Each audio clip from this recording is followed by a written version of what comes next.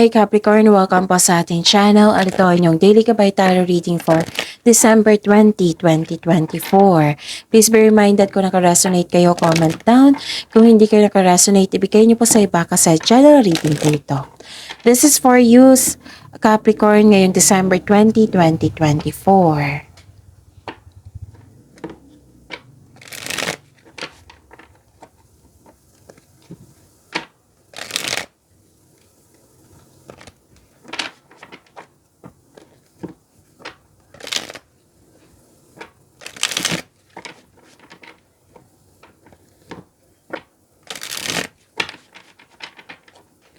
Para po ito sa inyo Capricorn ngayong December 20, 2024. Okay. Maraming salamat po sa inyong patuloy na suporta at maraming salamat din po sa mga hindi nag-skip ng ads. Gamitin ang reading na ito bilang gabay lamang sa mga hindi pa nag-subscribe. Subscribe na po kayo at click bell notification para malaman nyo na may bago tayong video. Para sa mga gusto magpa-reading po, may lumabas dyan sa screen nyo ngayon. Panoorin nyo po at sundin ang instruction. Calling the attention sa mga suki ko dito na Capricorn, open na po inyong monthly gabay tarot reading for December 2024. May 6 months from now reading tayo at love life reading po. So message me Capricorn for schedule. Maraming salamat po. Spirits guide, mga ganap po para kay Capricorn ngayong December 20, 2024. I need 3 cards po.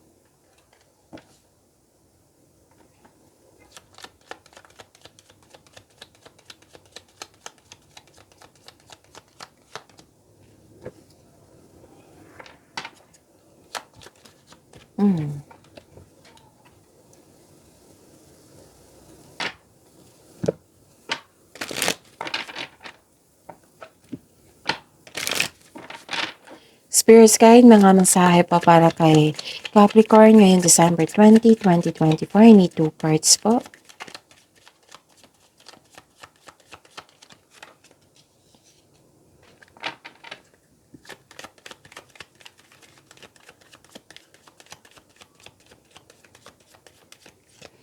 Okay, Capricorn. Nakikita ko dito na may parating na mensahe. Pwedeng news or information, may parating na pera po, malaking pera po ito, which is expected nyo po ito. May nalaman din kayong totoong intensyon ng isang tao sa iyo. May nakita ko ditong solusyon sa inyong problema, sagot sa inyong mga katanungan. Dalawang card na po nagsabi dito na makaka-receive kayo ng good news. Nakita ko rin dito na may change for the better or paglilipat sa malayong lugar. The time is right for creation and connection. Focus your attention in these areas. And stay grounded and welcome to the new knowledge and perspective coming to you. Spirits guide, ano po yung energy ni Capricorn ngayong December 20, 2024? And the clarification of this card po.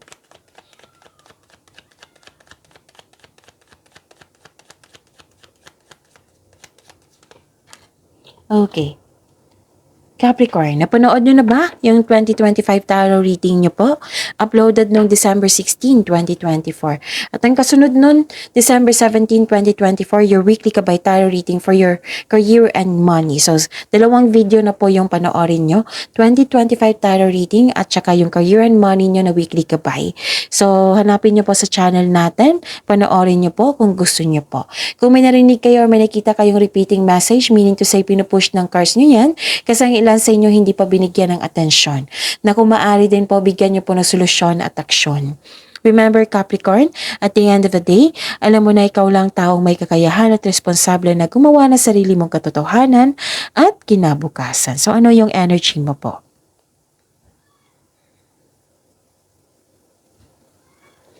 Okay. Nakita ko dito na nagkaroon po ng persistence, self-reliance. May posibleng may atake sa'yo bagamat ikaw ay handa. Posible rin may hamong parating kagaya ng pag-delay or may taong mataas ang ego, mahirap kausap. Nakaramdaman ka ng pagod at handa ka ng sumuko, ngunit malapit ka na. So move forward, tapusin yung mga nag-aantay na gawain. At ang sabi po dito na nagkaroon po ng marami kayong gawain Oo, na-burnout kayo, nagkaroon ng lack of confidence, mas nangingibabaw yung takot or of taking your work to the next level. So, it's time to step out sa inyong comfort zone if you are serious about your growth. Problema sa pera or nawalan kayo ng gana sa inyong mga ginagawa dyan. May alok ng tulong pero ayaw mong tanggapin. So, feeling burnout ka na. So, this card tells you taking a break won't hurt your career ba? Allow yourself na mag-rest kayo para ma-re-energize ka at ganado ka na muli sa pagbalik ng trabaho mo or sa connection mo sa isang tao. So, don't push yourself so hard. Spirit's Guide, Career and Money po ni Capricorn ngayong December 20, 2024.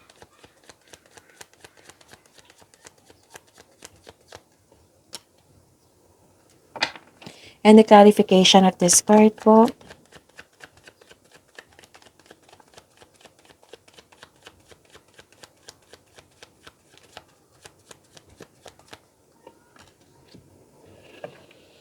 Okay.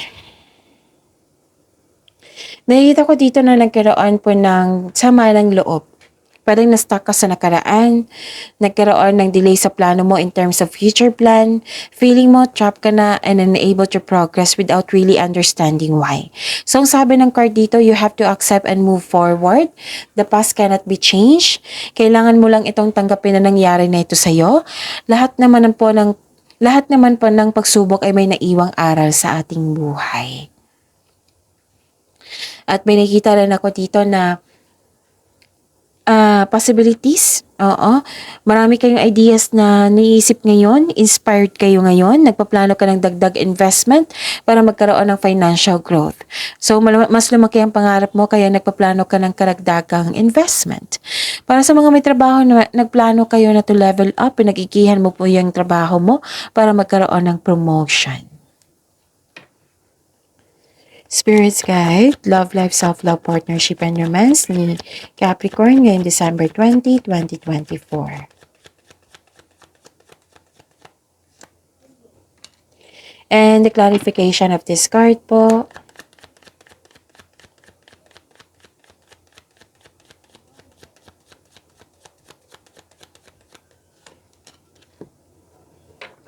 Okay. Maraming salamat po sa patuloy na tiwala at suporta sa ating channel. At maraming salamat din po sa mga hindi nag-skip ng ads. Okay. Sa mga single dito, ang ideal type nyo ay stable, grounded, and trustworthy. Sa mga may relasyon sa buhay mag-asawa, sabay-sabay kayo ng tayo ng trust and stability. Ayaw nyo ng away. So this card tells you na you need to take things slow if you want the relationship to last. Okay? At saka, ano ito? Nakikita ko rin dito na nagkaroon po ng ang isa sa inyo naging impatient, naiinip. Tapos may hinihintay kayong tao na gumawa ng hakbang bago ka kumilos. Okay? So may iniwan po daw kayo na hindi mo binigyan ng pansin.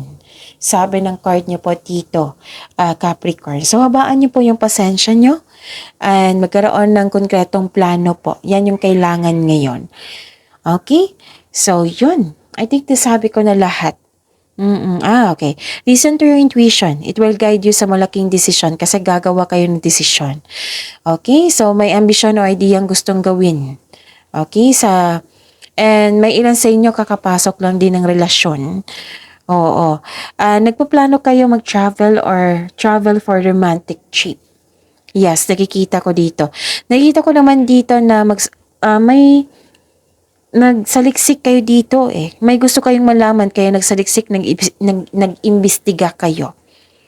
Oo. Pero din may hinihintay kayo talaga na naiinip kayo. So, habaan yung pasensya nyo.